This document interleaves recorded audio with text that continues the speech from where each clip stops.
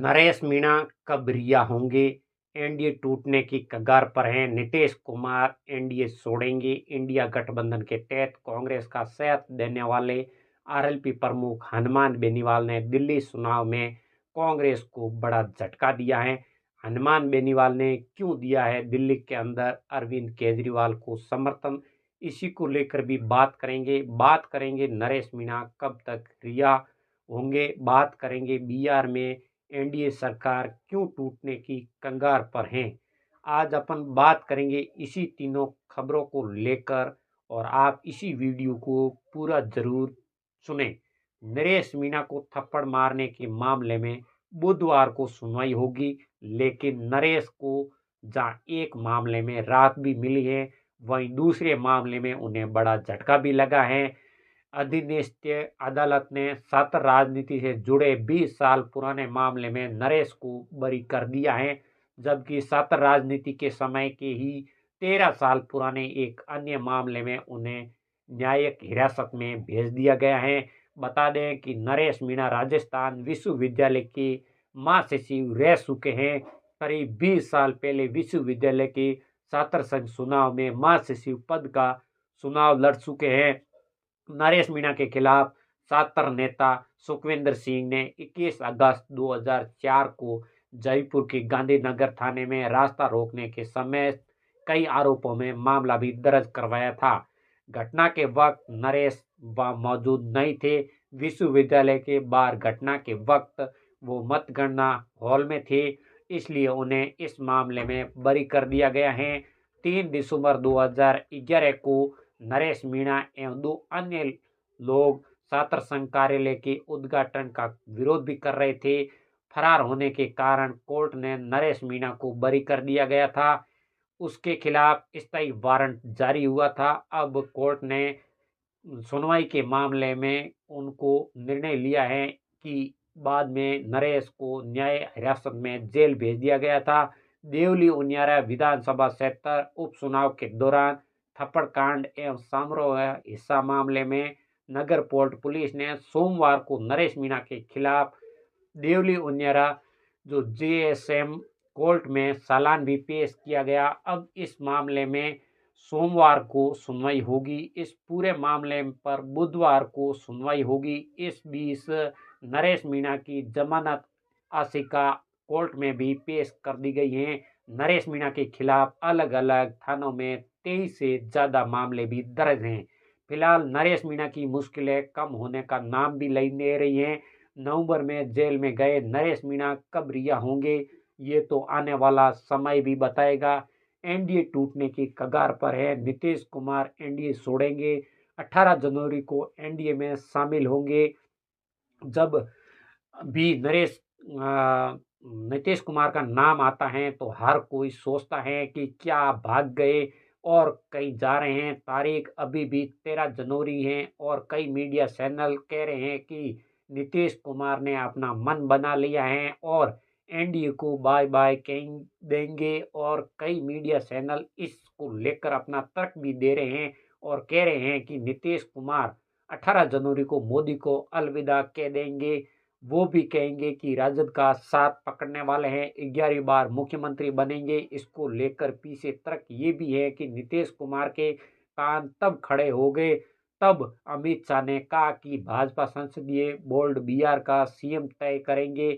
इसके बाद जो हुआ वो क्या हुआ, नीतीश कुमार गुमसुम में रहने लगे और अपना नया ठिकाना तलाशने लगे। और आपको पता ही होगा कि चुनाव दिल्ली में हो रहे हैं, लेकिन शाह और दिल्ली का मोदी और शाह पटना में अपना दिल लगाकर बैठे हैं। हलचल मोदी और अमित शाह को पटना को लेकर नीतीश कुमार एनडीए छोड़ने का मन बना चुके, क्योंकि मोदी नीतीश का साथ नहीं दे रहे पा रहे हैं और इसी को लेकर वजह ये निकल कर आ रही है अगला मुख्यमंत्री बिहार के अंदर बीजेपी का होगा। इसी को लेकर नीतीश कुमार अपनी कुर्सी बसाने को लेकर भी ये भी ऐलान कर चुके हैं कि नीतीश कुमार का मन इसलिए गड़बड़ा रहा है कि नीतीश सरकार बसाने के लिए नहीं, उनके पार्टी बसाने के लेकर पाला बदलने की अटकलें लगा रहे हैं। और पटना में कानपूसी तेज हो गई है। माना जा रहा है कि 18 जनवरी को नीतीश कुमार पाला बदल लेंगे। आपको बता दें कि दिल्ली चुनाव में और जेडीयू दिल्ली में चुनाव लड़ रही है और पिछली बार बीजेपी ने जेडीयू को 2 सीट दी थी, लेकिन इस बार जेडीयू ने बीजेपी से 6 सीट मांगी है। इसके पीछे जेडीयू का तर्क है कि दिल्ली की 30 सीट पर पूर्वोत्तर और बिहार के मतगणना निर्णायक भूमिका निभा रही हैं और इसको लेकर मतदाता और हमारे जो हम जिताने का काम करेंगे। लेकिन बीजेपी ने नीतीश कुमार को सीट देने से साफ इनकार कर दिया है। 58 सीटों पर बीजेपी ने उम्मीदवार उतारे हैं, बाकी 12 पर सीटों पर तैयारी चल रही है, लेकिन एक सीट पर बीजेपी ने उम्मीदवार उतारे हैं और उन्होंने ऑफर भी दिया है कि लेकिन इसके पीछे एक शर्त भी रखी है, जिसको नीतीश कुमार और भी नाराज हो गए हैं और उन्होंने पूरी तरह से जाने का फैसला भी बना दिया है। आपको पता ही होगा कि 18 जनवरी 2025 को राहुल गांधी उसी दिन पटना में संविधान बचाओ जनसभा को संबोधित करने वाले हैं। आरजेडी की राष्ट्रीय कार्यकारिणी की बैठक भी है और उसी दिन नीतीश कुमार भागने का ऐलान भी कर सकते हैं। जानकार भी कहते हैं कि भले ही नीतीश कुमार की वो नहीं जाएंगे, लेकिन उनका दिल और दिमाग कह रहे हैं कि जाना जरूरी है।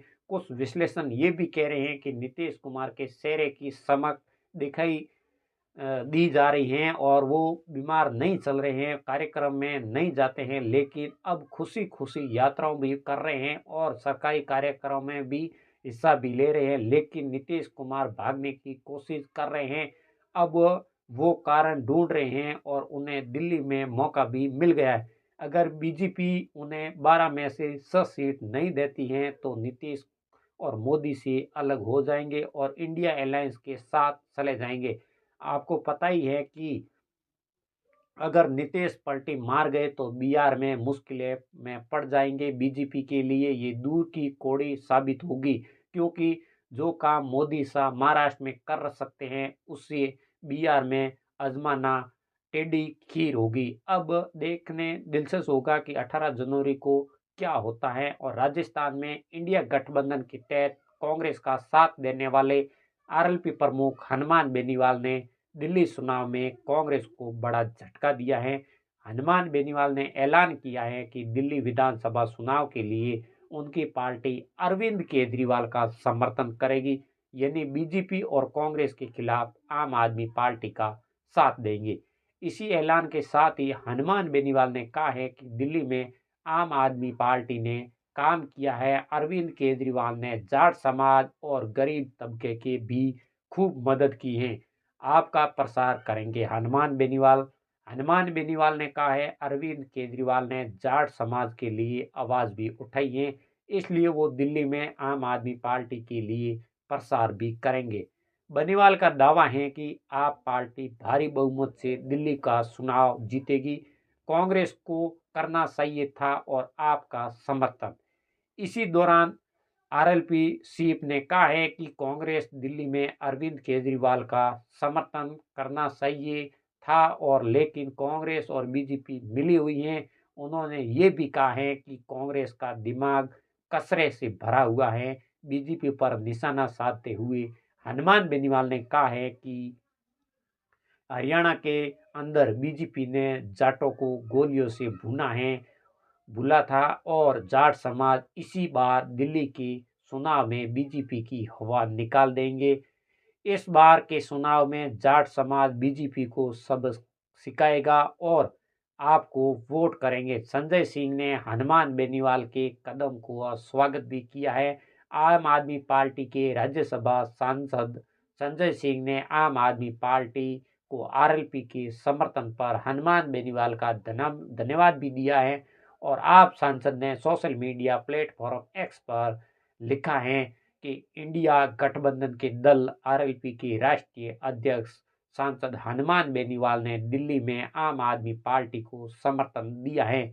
जाट आरक्षण के मुद्दे पर अरविंद केजरीवाल के बयान का स्वागत भी किया है और मोदी सरकार पर जाटों और किसानों को धोखा देने का आरोप भी लगाया है। हनुमान बेनीवाल आए दिन बीजेपी सरकार की पोल भी खोल रहे हैं, क्योंकि बात की जाए तो राजस्थान के अंदर या फिर केंद्र की बात की जाए तो मोदी सरकार की उनकी हनुमान बेनीवाल आए दिन किसान कर्ज को लेकर, किसान आंदोलन को लेकर, किसानों की हर बात को लेकर और विवाह की हर बात को लेकर, भर्तियों को लेकर, जो एसआई भर्ती को लेकर, हर मुद्दे को लेकर हनुमान बेनीवाल बीजेपी सरकार की और केंद्र सरकार की, राजस्थान सरकार की ईंट से ईंट बजा रहे हैं और उनकी हर टाइम विरोध भी कर रहे हैं।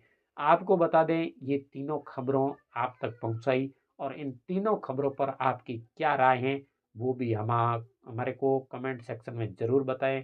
और हमारा यूट्यूब चैनल पर आप देख रहे हो तो सब्सक्राइब कर लें और फेसबुक पेज पर देख रहे हो फॉलो ज़रूर करें। और अगले नए वीडियो मिलते हैं। राम राम, नमस्कार।